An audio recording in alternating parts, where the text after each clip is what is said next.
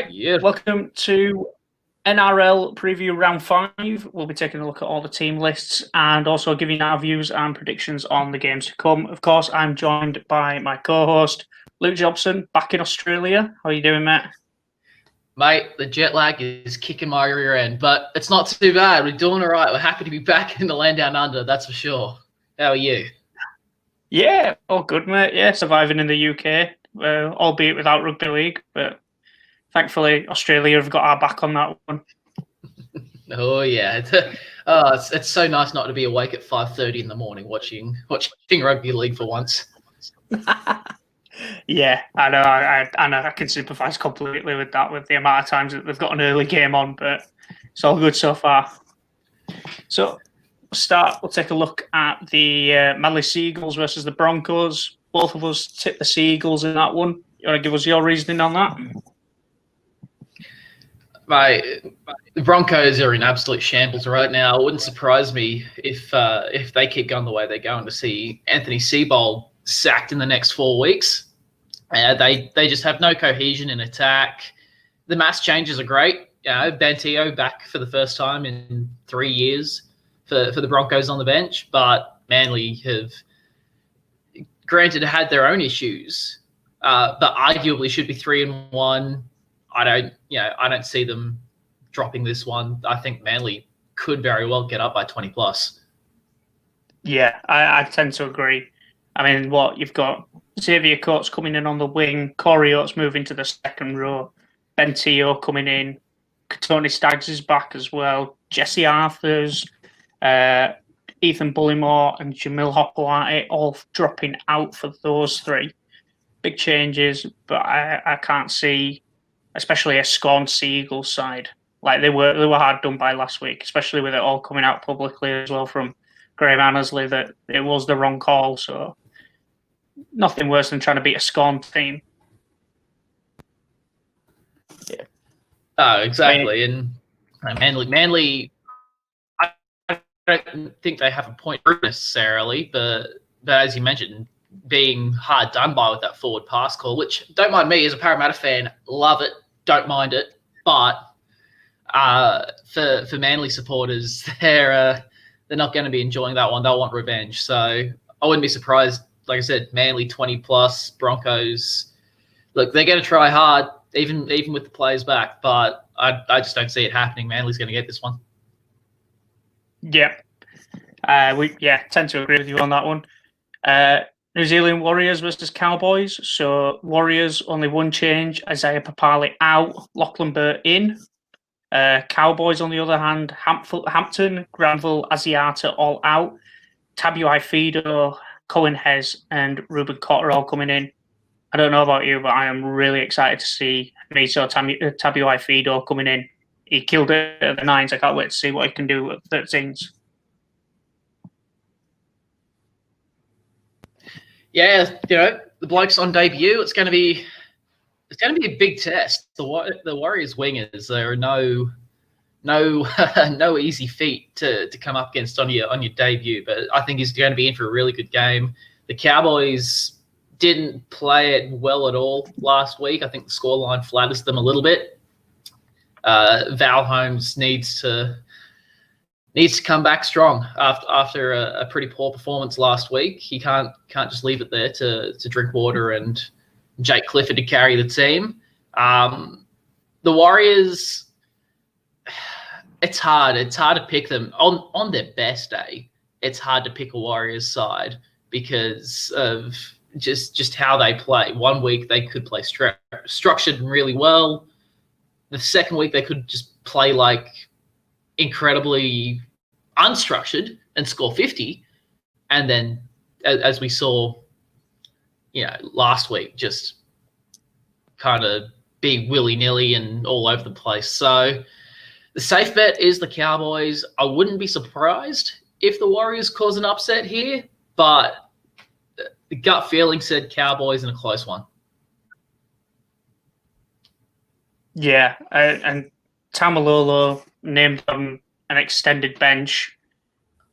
Their record without him, not brilliant. Proved again last week when you're missing a player that's averaged I think the stat was 230 metres a game since the return. I mean, it's a big loss, but then again, they had no Hess last week as well. So Robson's going to have to do a good stint through the middle at 9 and really steer that pack around without Granville and Asiata as well. So I was 50-50 on this one with those injuries and those outages. Yeah, Asiata is a bit of an underrated player for me. He's incredibly versatile. We see with the Queensland Cup, he plays halfback, and then he comes into the Cowboys side as really a utility. Can play and has started at 6'7", has started in the prop when he debuted. Was kind of that second row roaming lock. So that's a bit of an underrated loss. He's a player who definitely doesn't get the credit that he should. But I think if Taumalolo plays, and I'm banking that he will based on what we're hearing, Cowboys win. If Taumalolo doesn't play, I wouldn't be surprised if the Warriors get up by a try. Yeah, it's going to be a narrow margin. It's not going to be an open shut Cowboys game, isn't this one? Especially the Warriors are so hard to call on as well, because they, like, you saw how rocks and diamonds they really are. You know, the week before set a new NRL record for completions. The week after, eight sets in and all of a sudden fumble the ball, failed to get back into a rhythm, just went really clunky, just didn't look back in the game at all. Yeah, for sure. So I think it's going to be the battle of the halves for me. If Clifford and Drinkwater can steer their side around, get them into a couple of good positions, and let Taumalolo just have his way through the guts as he usually does, it could be a shout. But if who is it, Blake Green and Tavita Harris now, 6 and 7? No, Tavita Harris hasn't been getting a look in at the minute. I think it's been Blake Green and Nick Arima. In the pairing that they've gone with. If Nick Arima needs to run the ball, if Nick Arima runs the ball and lets Blake Green control and be that steady hand like he was when Sean Johnson was at the Warriors, I could see it happening. I definitely could see it happening. But Nick Arima has to have more of an impact, and he has to do it soon, because I think if he doesn't in a week or two, Tavita Harris might be back in the side. Yeah, agreed. So we'll take a look at the Eels versus the Panthers. Nathan Brown back from suspension. Oregon Kafusi loses his spot, and so does Brad Takarangi. The Panthers, though, one change. Burton out of 6. Luai into 6. Cleary back into 7. And it's Mitch Kenny that loses his spot. I'm 50-50 on this one. I back the Panthers, you back the Eels. I tipped my own side. I was very much 50-50. So when I go 50-50, I tip the Eels on loyalty.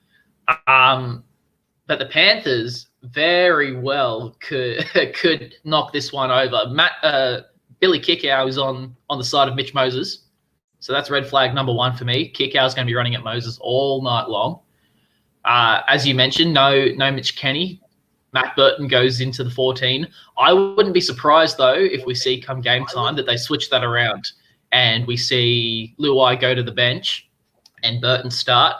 Luai, for me, hasn't done a lot the first couple of rounds for the Panthers. But if you bring him on with 15, 20, 25 minutes to go, he's that electric spark that can be a roaming lock, or if Appy Crossow needs a 5-10 minute break, he can come on, have a couple of darts out of dummy half.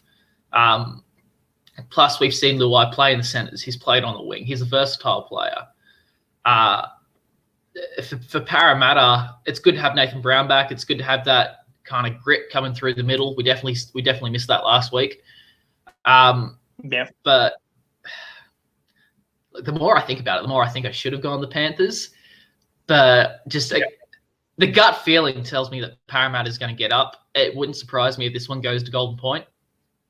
But in terms of,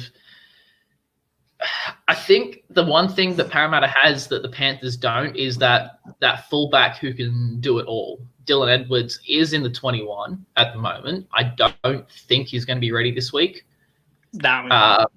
And Clint Gutherson, we've seen, well, at least since the quarantine break has ended, he's been brilliant out the back for Parramatta. A couple of try assists, scored one himself, I believe, 2 weeks ago. And I think if Gutho can link up with Moses and really get on the front foot with a couple of outside-in plays, try and get a line break or two and follow up through the gut, I think Parramatta will get this one purely off the fullback play. But Parramatta needs to be at their best because they've got a tough run coming up. And if they can get up against the Panthers this week, they're going to be in for a good shot of confidence to follow up next week when I believe they play the Storm. Yeah. See, I think that the only thing that throws me off at the minute about the Panthers is the fact that they've gone for a 14 against a big side. Like Para, you've seen can rook it out up the middle real easy at the minute. And that's where their strong point was against Manly because they struggled to get to the edges. Because what Manly exposed is that if you push from the outside really quickly on the 6 and the 7 on the edges, the ball doesn't get to Ferguson and Sevo. But when it eventually did, it created huge issues. So the easy way to shut Para down, jam in on those two, make sure the ball doesn't get out there. So, I mean, going for a 14, essentially you've lost a little bit more power up the middle. I'd have liked to see Burton get the 6, Cleary in at 7, and Famila not done enough to keep his spot in the squad. Like, he's been there, he's done things, but his execution's been a little too clunky. Like, his kicking game, bombed too many kicks to the corner, either too far or too shallow, failed to hit his sweet spot. Didn't see him run much either, whereas Burton very much took on the role of the running half. Which I get, you need one dominant half and one a little bit more free roaming, but you'd like to see a little bit more out of him. And I think with the Panthers, they don't have those wingers that tend to jam in. You have Mansour, who finally broke his try-scoring duck last week, which is a slight worry for Parramatta as well, because once he gets on a roll, there's no stopping him. But Mansour isn't one that generally tends to jam in on the fullback and the center. So I think he's up against Sevo this week, if I've gotten my numbers right. So if Sevo gets rolling on Mansour, that's going to be a really good matchup. I can't remember who the 5 is. It's Brian To'o at the minute. It's Farah in the centers. Farah's gone to centre. You've got Brian To'o playing out there at the minute, and he's pretty clean. Oh, that's right. Yeah. He has been playing badly, don't get me wrong. But Fergo's due. Fergo is due, and if he gets rolling early on, if both those wingers go for 200 metres a pop, to then have Gutho trying to come through the middle, where we've seen that Penrith occasionally tire out through the middle late on, Parramatta's going to get it. But if the Panthers are able to hit early and hit hard and get a 6-0, a 12-0, a 12-6 lead going into the break, it's going to be very hard for Parramatta to come back. I'd say the worst thing for Parra would be to take any sort of lead. If anything, Parramatta want to be behind at halftime. If anything, you seen from last week when Parramatta look like they're on a roll, they tend to sit on their heels a little bit. The only thing that's really worrying me about this one is that left edge that you were talking about, the left edge of Penrith, where you've got Ferguson, who's substantially taller than Brian To'o. To'o was about 5'9", Fergo's 6'1", and he's not bad in the air either. And I know that you saw in Norfoluma last week, it's not always the tallest man that wins a ball, but he's got a pretty substantial advantage. Yeah, I mean, Fergo is a State of Origin winger for a reason. Dude can jump. So it's going to be good. So it's going to be a good contest. Then move on to the Souths versus Titans game. Souths making 4 big changes.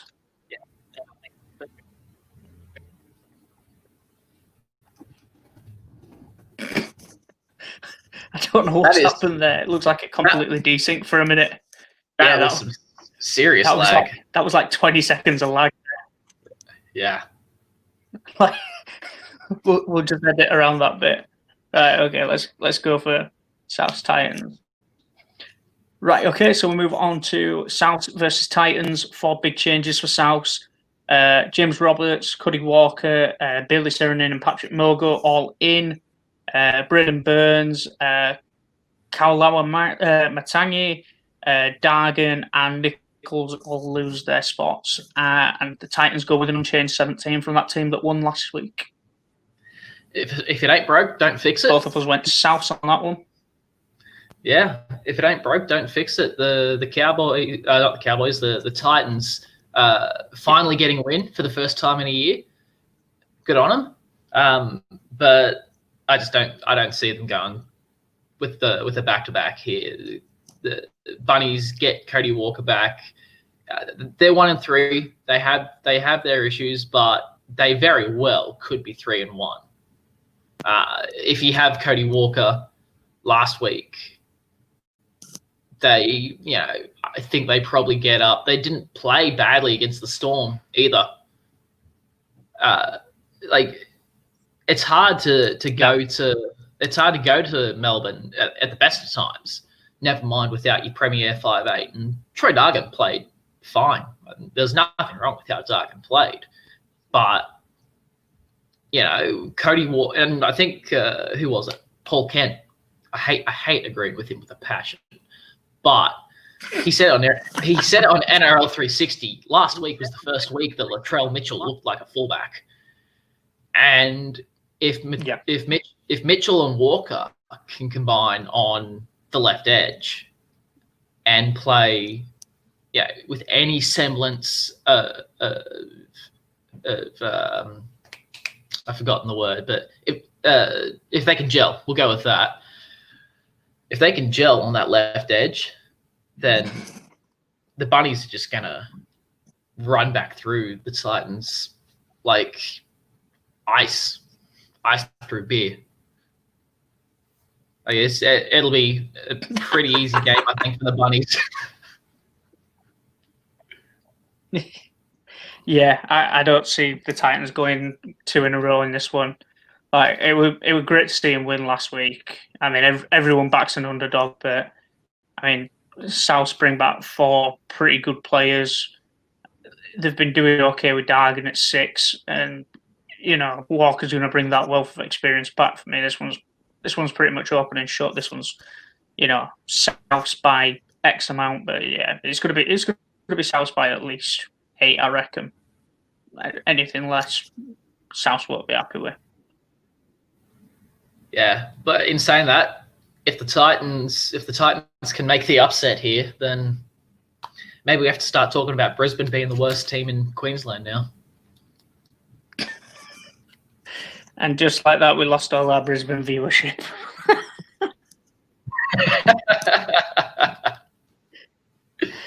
Oh, jeez. Okay, yeah, that one was pretty swift. We'll move on to Newcastle versus the Storm. You went with an interesting choice on this one. You went Newcastle over the Storm, whereas I went Storm over Newcastle. Talk me through your thoughts. This is one of the games that I missed. When the Knights and Canberra were playing, I was firmly asleep on a flight in here to Melbourne from LA. But I caught the highlights yesterday and the full game replay last night, and the Knights just were too good. The Knights looked like the real deal. Yeah. It's the first time that we've been able to say that for Newcastle in as long as I can remember. And Kalen Ponga came back from suspension and just ran his way through last year's runners-up. Bradman Best is a find and a half for the Knights. He's been dominant, 4 tries in his last 2 games.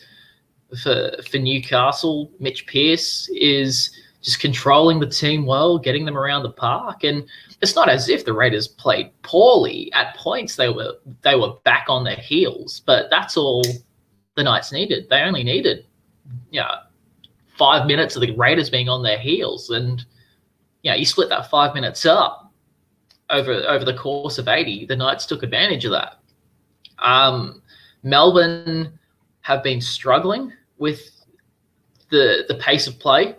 They had a much more mobile side last week, but they still struggled.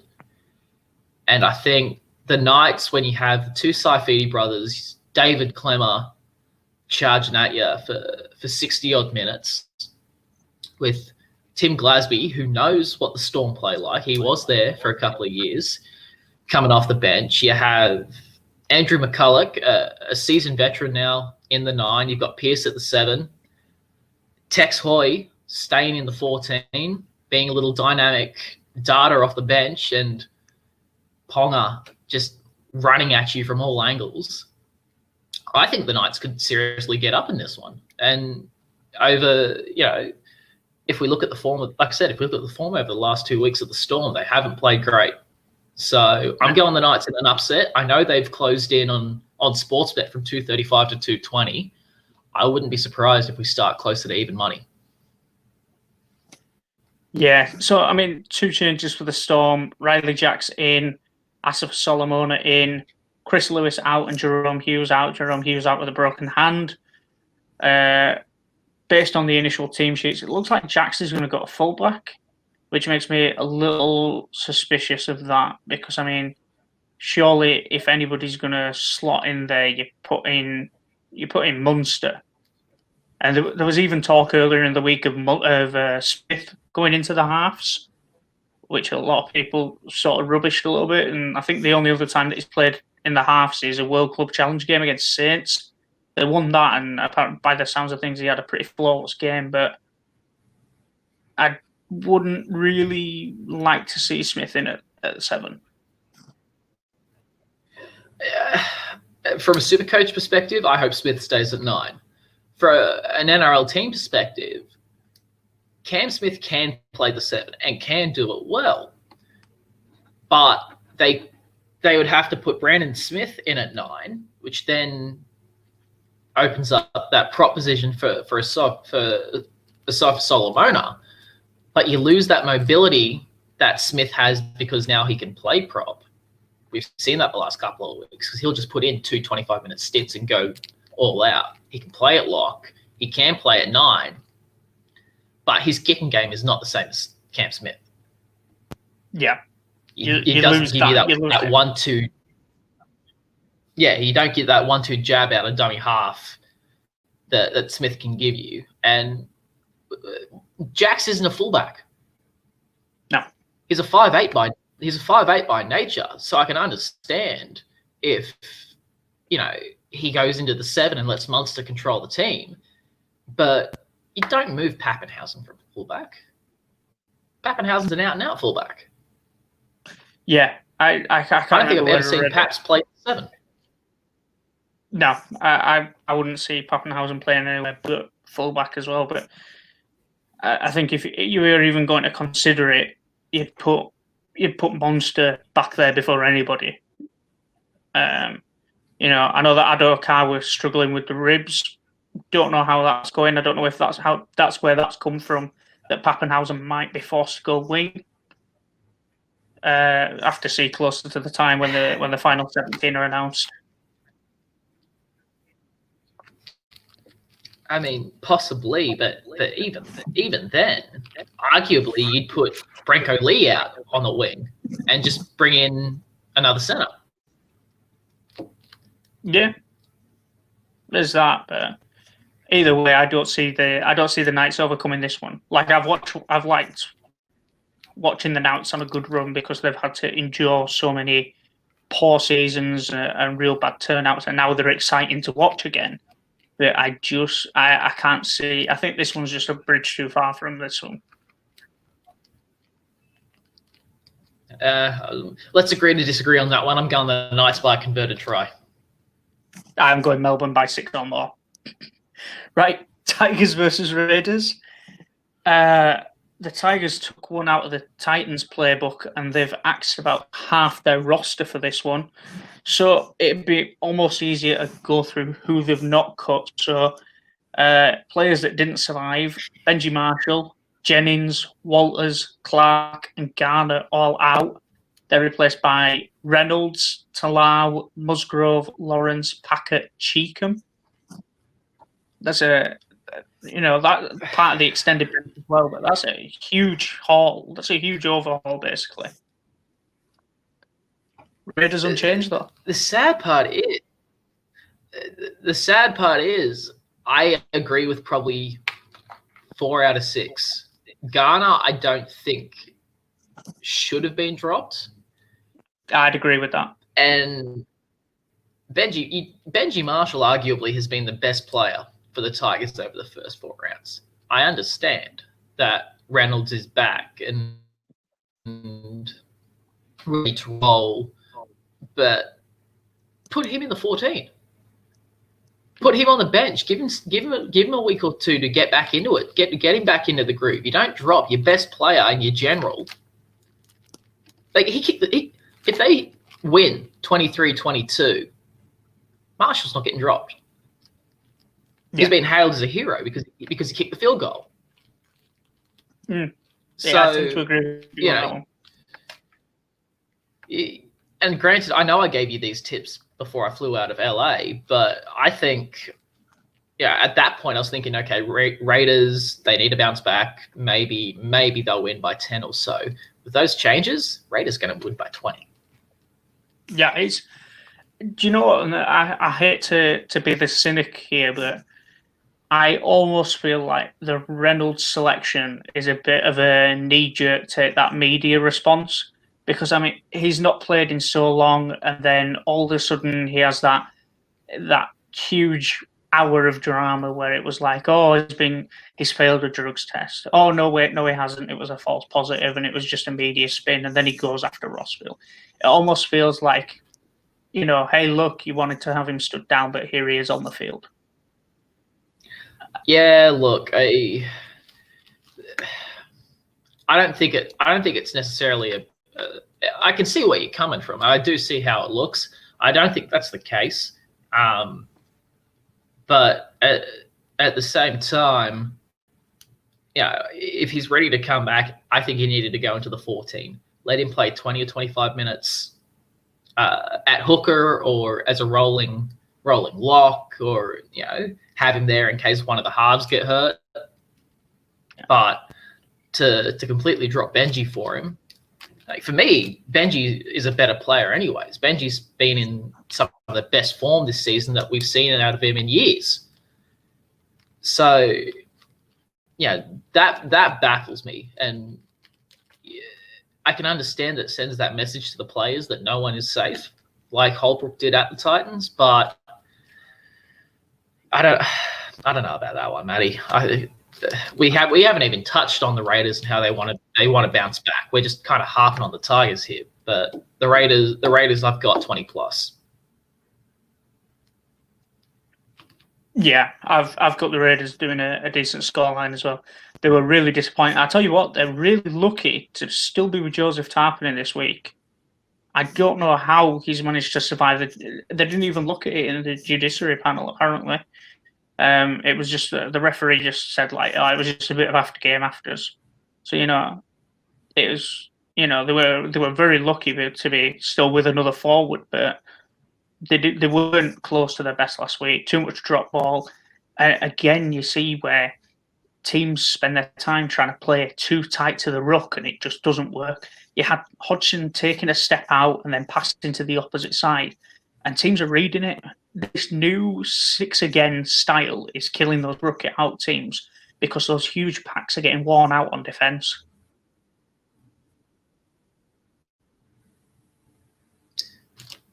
Yeah, and I think the sad part is George Williams, I think, probably had his best game. George Williams is very much coming into his own in the Raiders' colours, but as you mentioned, they couldn't capitalize off that. Too much drop ball. It's great if you want to try and expand and try and spread yourself out. But the Knights are a team that, unless you can get Edric Lee one-on-one, the Knights are 9 times out of 10 gonna keep you sitting within the defensive wall. So yeah, look, like I said, I caught bits and pieces of the replay last night, but the Raiders, they're going to look to hit back. Charles Nicoll-Klokstad needs to start to find the form I think that he had last year to feed off George Williams. And if they do that, then the Tigers, I don't think, have any chance. Yeah, but for me, Williams and Whiten need to work out who's the dominant half between them, because, and I've always had the problem with it. If you play two running halves, you just, like, the amount of times that they didn't find the edges because Williams or Whiten decided to run it, it took all the sting out of their attack. It was almost like the defence were happy just to see what they were going to do, because they knew there was a massive opportunity that Williams might try to go off the right foot, or Williams or Whiten likewise. So that needs to be ironed out. And that's one of the issues you have as well of having two running halves. Williams, he averaged 100 meters, didn't he? 100 meters a game in the Super League. And Whiten is, for all his credit. And Whiten, for his credit, was a natural born, fullback, center. He's only played a year and a half, so he's still got that running tendency. So for certain teams, it'll work. But when you come up against the Knights, who are much well versed, or eventually when they come up maybe against Parramatta, who are able to jam in just that little bit more, they're going to have to iron those kinks out. But against the Tigers, who are a little bit iffy with their edge defence, I wouldn't be surprised if we saw Whiten and Williams go in for a juicy meat pie. Yeah. Okay, so move on to Dogs versus Roosters, one change each. Crichton in for Kerrod Holland, that one was to be expected, and Tedesco coming in for Ryan Hall. Again, no massive shocks there. Tedesco only missing out last week because he failed his biosecurity test, but he's been cleared this week, but we'll have more tests coming off the plane, no doubt. I'm frustrated to see Hall go out the side. For me, he didn't get enough ball. I know that he made one error last week, but I'd have liked to see him get a better shot at it. But obviously, when you got Morris, who's in fantastic form, he's going to come back in. But I think that's probably the Rhinos fan they wanting to see Hall do well. You're not going to drop Morris. You're not going to drop Tedesco just to give Ryan Hall a run out. But one change, Tedesco in, Hall out. Everybody saw it coming as long as Tedesco was ready for it. I can't see the Bulldogs winning this one. I can't see the Bulldogs even being close to winning this one. Doggies definitely look better with Kieran Foran in the side. But it's one thing to play like that against the Dragons. It's another thing to play like that against the back-to-back premiers. So, I think this one's pretty well open and shut. I think it might be closer than some people think.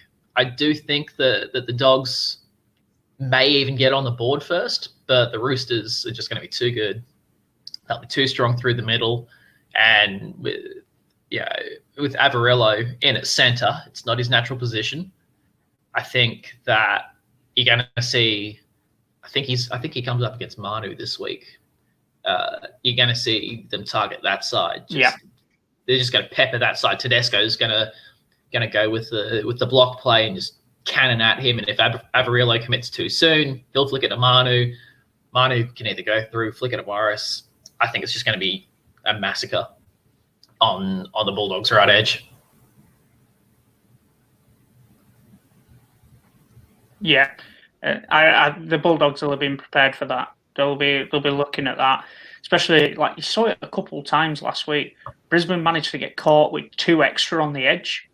Like, I don't know how you managed to create enough space in a play that you've got a second row, a centre and a winger all in open space on the right edge, but that's impressive. That's all just part of the Broncos not having any defensive structure. They're a nightmare when it comes to stuff like that. Yeah. So I can't see the Dogs blocking that out for too long. Nah, the Roosters will just be too good. The Bulldogs, Yeah, they'll stop them more often than not, but the Roosters only need 1 or 2 down that right edge for it to completely collapse, and then they'll just go from there. Roosters will go by 18. Dragons versus Sharks. 3 changes for the Dragons. Talakai, Kennedy, and Mulatalo all out. Moylan goes to fullback. Fafita and Hiroti start. To be honest,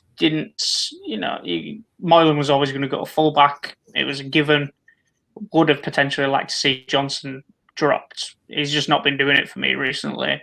Even when he picked up that ball in open space, he just looked for a man. Johnson's not a slow player. He could have just easily took off.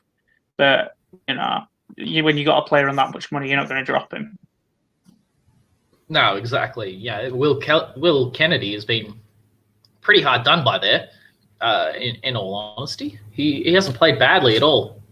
Just started to find his groove. But like you mentioned, when you have a player of Moylan's caliber ready to go for a full 80 minutes, you're going to throw him in wherever you can. And you're not dropping Townsend. Townsend's that solid half for the Sharks. The only way that Kennedy comes back in is if Townsend or Johnson get hurt, because Moylan will shift up to the halves and Kennedy will slot straight back in at the fullback role. But yeah, like you said, I would have preferred to have seen Johnson dropped. He just hasn't looked the part this season. But when you're paying a man $1 million a year, you're not going to drop him on the pine. Yeah, it's not going to happen. I think by the end of the season, Kennedy looks for a new club. Like he's behind too many players. Gold Coast, they're in the search for a fullback. Kennedy wouldn't be a bad fit for them. So if Kennedy does go looking for a new club, he's not going to be short of suitors, that's for sure. But Dragons, Fuimayona and Dufty in. Braden Williami out with a calf injury. Sims out with a wrist injury. Going to be gone for a few months by the sounds of things. Yeah, look, Sims was one of the best players for the Dragons. He, Friz, and Lomax, I think, honestly, were the best 3. Clune played all right as well on debut. But the Dragons, the fact that Mary McGregor still has a job is surprising, to say the least. But, when you look at it, the Dragons, they, again, a different spine. Dufty, I didn't catch the full team list. I don't remember. I'm assuming he's in the fullback role. Yeah. No, he's named on the bench, I think. Okay. Yeah. Interesting. Yeah. But you can't keep changing your spine. You can't. Dufty has to be the fullback. He has to be the fullback. We forget that he's still only 22, 23. He is a really good player. He's really young. And I have no doubt that, other clubs are going to be chomping at the bit to get his services. Or, and this is the one that wouldn't surprise me, or he goes to the Super League and just runs riot. But Dufty's not going to be there next year. The Dragons, they have no team cohesion. They honestly look like they didn't want to be there after the first 20 minutes last week. They just, for what, even though the Sharks have been playing like utter trash in parts of games, as long as they don't just completely crap the bed, Sharkies have got this one in the bag before they even step foot on the field. Yeah, I've got Sharks as well. Even with the changes, even with the spine switch up, I can't see the Dragons winning this one. I think if McGregor wants to save his job, he's got to beat the Titans next week. That's next week's problem. Right now, he's got to focus on the Sharks. But I don't see how the Dragons beat the Sharks here. Really don't. If Moylan gets hurt, or if Townsend does his hammy again, maybe. But they need some individual brilliance. They need Clune to go charging through. They need Lomax, who's been one of the Dragons' best this year, to find a way through the line to try and find Ravalawa in some open space. They just need something. because the way this is going, it's a hard time to be a St. George fan. That's for sure. It basically reminds me of Parramatta in 2013. That's how bad they look right now. God, that's harsh criticism. that's very harsh criticism, but it's not far from the truth. Not at all. Well, I mean, what can you do? Yeah. Well, anyway, those are our picks. If you disagree with us, or if you agree with us, leave a comment. Let us know. Let us know if you're enjoying this as well. It will get better as we go on and we do it more. At the minute, we're both in very temporary setups. Luke's in a hotel in Australia waiting to be released from quarantine. I'm currently filming from a conservatory because somebody stole my recording room. So, yeah, it's only going to get better. So, stick with us. Hopefully, it's going to be good. So, like I said, leave a like, leave a comment. Thanks for watching, and see you later.